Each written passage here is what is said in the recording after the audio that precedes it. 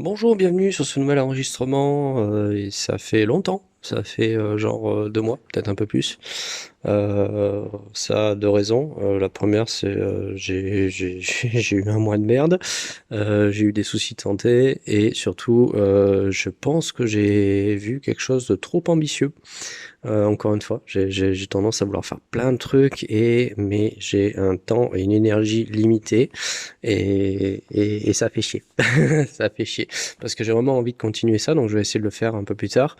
J'ai vraiment envie de traiter comme ça des gros sujets mais voilà, je j'ai pas le temps, j'ai plein d'autres priorités à voir avant et du coup, je peux pas me permettre de le faire pour l'instant. Et puis en plus, c'est rageant quand je vois que je peux pas le faire comme il faut. Voilà, donc c'est pour l'instant, je mets de côté et je vais voir un autre format où je vais essayer de faire des choses plus précises, plus concises, plus pratiques, donc des sujets voilà qui peuvent se faire en 10 minutes, un quart d'heure, voire 20 minutes à tout casser, euh, que je puisse faire en une fois, où j'ai pas besoin de faire de montage derrière. Alors je suis désolé du coup, vous allez vous taper un peu les hésitations parce que je vais essayer de faire un minimum de réenregistrement, montage, etc. J'aimerais bien le faire en one shot. Ça serait plus simple, comme ça j'ai juste à mettre mon enregistrement et puis voilà. Pardon, et en plus de tout, c'est parce que j'ai le reste de tout. Désolé, bon, fini pour les complaintes. On va passer au cœur du sujet, et je voulais vous parler du conseil provisoire. Parce qu'en fait, on part trop dans l'idée que l'empereur est mort. Youpi. L'empire est en déroute, super. Et pouf, on a la nouvelle république. C'est pas vrai, c'est pas comme ça, c'est pas magique. Il y a que le voir quand quand il y a eu des révolutions. Deux choses une. Soit il y a rapidement, très rapidement, un gouvernement qui se met en place à la place du précédent. Et en général, quand c'est fait rapidement, c'est la merde, c'est pas bien fait. Ou alors, voire même c'est pire que ce qu'on avait avant. Soit on prend notre temps et on essaie de faire quelque chose de bien. Et là, il y a un autre problème, c'est qu'il faut arriver à contenir toute la population qui, elle, s'est battue et a souffert, et du coup veut des résultats rapides. Donc c'est dans tous les cas, on est un peu dans la merde. Euh, du coup, on a les deux options, finalement, les deux options ont été traitées. On a la version Disney, où on a effectivement une nouvelle république qui se met très très vite en place une fois que l'Empire est en déroute. Et on le voit, hein, c'est la merde, hein, c'est fait n'importe comment. Franchement, à chaque fois qu'on regarde les séries, on regarde ce que fait la nouvelle république, les décisions qu'elle prend et tout ça, on en fait, mais sérieux les mecs, vous faites n'importe quoi. Et du coup, ça a une certaine logique parce que du coup, ça répond à l'idée de mais pourquoi le nouvel ordre. Ce qui est dommage, c'est qu'il n'ait pas répondu à cette question-là durant le film. Euh, et plutôt, ils essaient plutôt de rattraper et raccrocher les wagons pendant les séries. De toute façon, ça c'est le gros problème de Disney, pour que ce soit pour Star Wars ou Marvel, mais bon, c'est un autre débat. Du coup, on a par contre l'option où on essaie de faire les choses comme il faut dans l'univers légende. Et comme j'ai dit depuis le départ, moi je vais plus me baser sur l'univers légende, qui reste le plus cohérent et le plus complet. Donc, on a un conseil provisoire qui se met en place, le temps que la nouvelle République puisse être vraiment d'attaque et fonctionnelle. Et ce conseil provisoire, il est dirigé. Il fonctionne avec 4 personnes, ce qui est vraiment peu, hein. Mais encore une fois, parce que justement, tous les mondes ne sont pas prêts à remettre en marche le Sénat intergalactique. Ça, il y a plusieurs raisons. Le fait déjà que tous les sénateurs qu'il y avait avant, entre ceux qui ont retourné leur veste pour l'Empire, ceux qui étaient corrompus, les mondes qui sont tout simplement pas prêts, hein, parce que soit ils sont en reconstruction après la guerre, hein, leur priorité c'est de reconstruire leur propre monde avant de s'occuper des relations intergalactiques, soit ils sont pas libérés. Il y a des mondes encore sous des jougs de gouvernements impériaux. Il y a des mondes encore qui subissent l'esclavage, hein, ça n'a pas été résolu non plus. Donc non, non, c'est pas si simple. Mais du coup, on essaie de remettre en place cette nouvelle république, et on a par chance le modèle de l'ancienne république. Alors, par contre, on sait que l'ancienne république a merdé. Tout le monde le sait, et en plus, c'est parce qu'elle a merdé que l'Empire est arrivé. Donc on va essayer de faire attention de ne pas recréer les mêmes erreurs, même si on prend, on va dire, l'architecture globale de l'Ancienne République, les idéaux de l'Ancienne République, on fait gaffe à retranscrire de la meilleure des manières pour la nouvelle, pour pas recréer les mêmes erreurs. Ce qui veut dire que tous ces sénateurs en fait qui étaient justement qui sont devenus pro-impériales ou qui sont ou qui ont été corrompus. Déjà pour les pro-impériaux par exemple, on va enquêter sur eux, essayer de savoir pourquoi ils sont passés impériaux. Alors certains vont être conservés parce que certains étaient de bonne foi, ont vraiment pensé que c'était la bonne option, la bonne solution, etc. et n'étaient pas forcément corrompus. Et c'est vrai que pour que le gouvernement nouveau se mette en place le plus rapidement possible, la meilleure des solutions, c'est d'utiliser, on va dire, le matériel source, des gens qui connaissent le fonctionnement politique, républicain, etc. C'est vrai qu'on aura tendance à, si possible, réutiliser les mêmes personnes. On va dire, on va accepter ceux qui se sont juste trompés dans leur jugement. Par contre, tous les corrompus, là, il va y avoir des enquêtes, il va y avoir des procès. Et tout ça, ça va mettre beaucoup de temps. Et c'est là pour les écarter, vraiment. Les écarter du pouvoir, faut pas qu'ils reviennent, on est d'accord. Et après, effectivement, il faudra les remplacer. Il faudra avoir de nouveaux représentants de ces planètes et peuples et compagnie. Et ça, encore une fois, certains mondes ne sont pas prêts à le faire. Certains mondes ne sont pas prêts encore à discuter, entendre, donner une voix à un Sénat intergalactique. Non seulement parce que ils sont encore sous le joug de l'Empire ou pas prêts parce qu'ils sont en reconstruction, mais aussi parce que certains ont des tensions avec des peuples.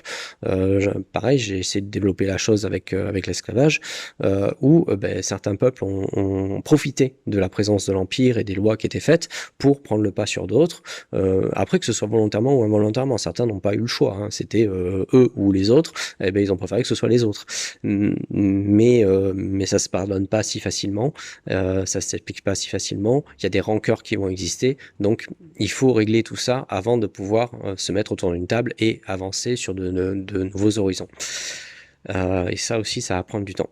Donc on a encore une fois ce conseil provisoire qui est là pour pallier, on va dire, au plus pressé. Et c'est un conseil provisoire de 4 personnes. 4 personnes qui doivent gérer à la fois la politique actuelle, enfin tous les événements qui se passent actuellement, qui doivent gérer par rapport à leur propre galaxie, par rapport au centre galactique, qui doivent gérer les différentes demandes de monde qui faisaient partie de la République et qui appellent à l'aide, que ce soit d'un point de vue financier pour se reconstruire ou que ce soit pour être libéré, etc. Donc il y a toujours la course aussi derrière les restes de l'Empire, hein. Il faut mettre en place cette nouvelle architecture administrative, sachant qu'on veut quelque chose de beaucoup plus léger et accessible que ce qu'a été l'Ancienne République. Énormément de taf pour un conseil provisoire de, encore une fois, 4 personnes. Bon, bien sûr, ils sont aidés par une architecture d'administrative et un soutien derrière, mais c'est pareil, faut penser, c'est le soutien, pour l'instant, c'est une architecture semi-impériale, semi-républicaine. Voilà, on remplace au fur et à mesure la bureaucratie impériale par la républicaine. Mais tout ça, ça ralentit d'autant plus les choses. Donc c'est très compliqué. Et du coup, ces 4 personnes, c'est qui? On a en tête, en chef de ce conseil provisoire, on a Mon Mothma. Ce qui est tout à fait logique. Mon Mothma était la leader, l'instigatrice de la rébellion. C'est elle qui a ralenti autant que possible la mise au pouvoir de Palpatine. Elle a autant que possible, tant qu'elle était au Sénat, essayé de mettre en place tout ce qui était faisable pour qu'une rébellion puisse exister. C'est elle qui, une fois qu'elle n'avait plus accès au Sénat, qu'elle a dû fuir, s'est débrouillée pour avoir une cohésion avec les différents foyers de rébellion qui se créent et essayer de justement de faire cette alliance rebelle. Voilà, donc pas de Montma, on n'aurait pas eu de rébellion et du coup on aurait toujours l'Empire. C'est logique qu'elle prenne la tête de ce conseil provisoire. Ensuite, on a, on va dire, la caution publique avec la princesse Leia Organa Solo.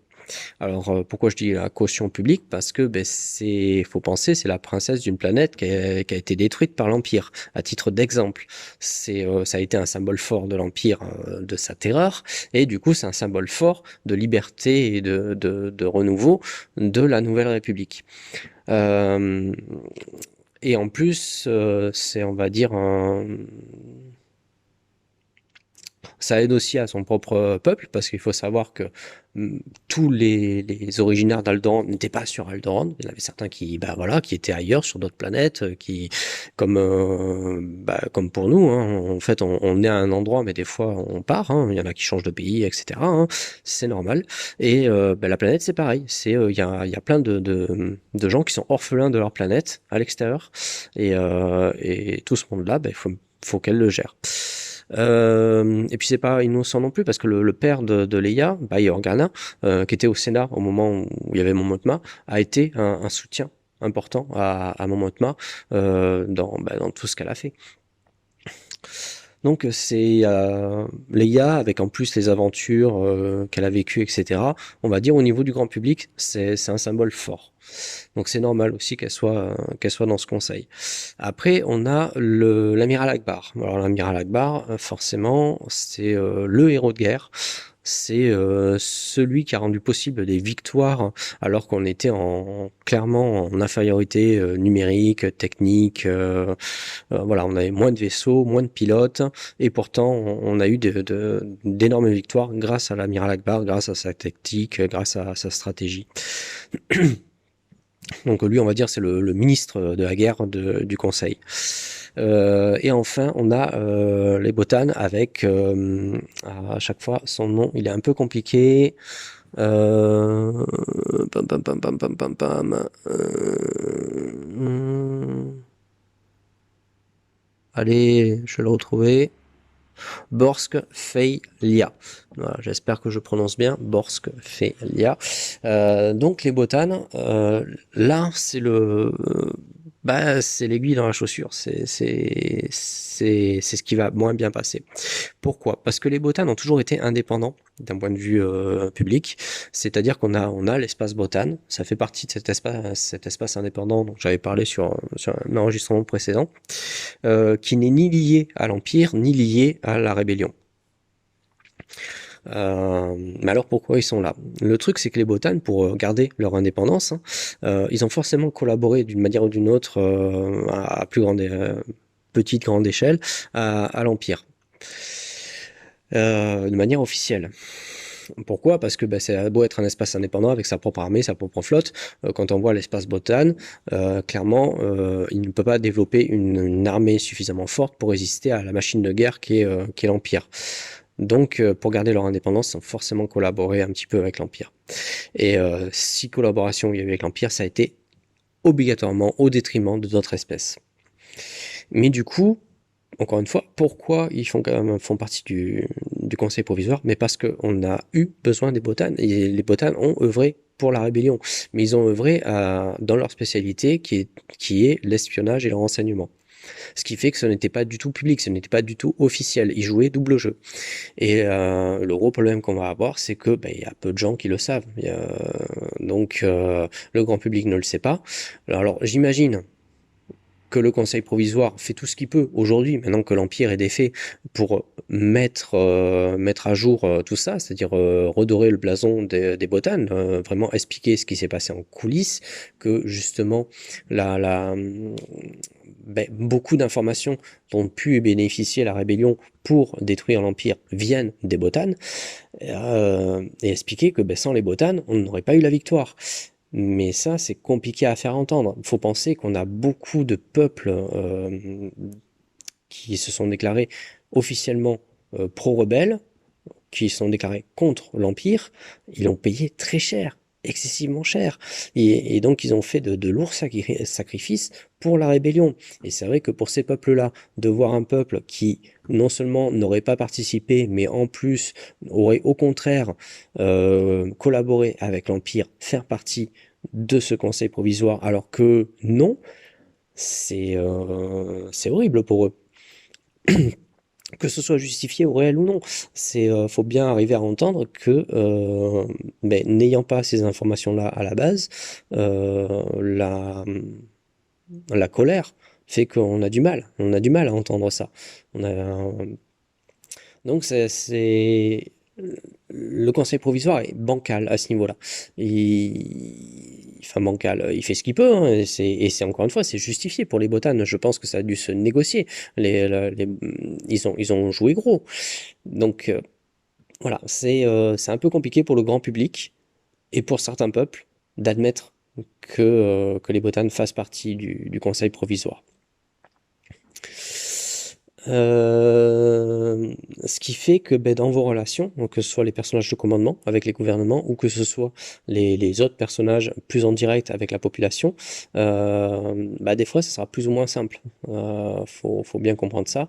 On est à la sortie de conflits, la sortie de conflits où il y a eu beaucoup de tensions entre différentes espèces et où on propose un nouveau gouvernement avec une base qui paraît pas nette. Parce que on reprend une république qui on sait a été perfectible, a échoué. On reprend une république qui a échoué, avec un conseil provisoire qui, sur 4 membres, un de ses membres, on comprend pas trop. Ça va être des contre-arguments auxquels il va falloir faire face dans vos relations, surtout pour les personnages de commandement quand ils vont rencontrer bah, des décideurs, quoi. Voilà, voilà. Donc, du coup, on est à 16 minutes et quelques. Donc, on est un peu plus que le quart d'heure. Donc, j'espère que ce format-là sera un peu mieux, un peu plus pratique, que ce soit pour vous ou pour moi. Euh, comme ça, des éléments comme ça de background qui peuvent enrichir le truc. Vous expliquer des fois pourquoi vous vous retrouvez à telle ou telle situation, face à telle ou telle situation. Ça peut être sympa. Ok, ok. Bah sur ce, à très vite, j'espère. Et puis, ciao, ciao.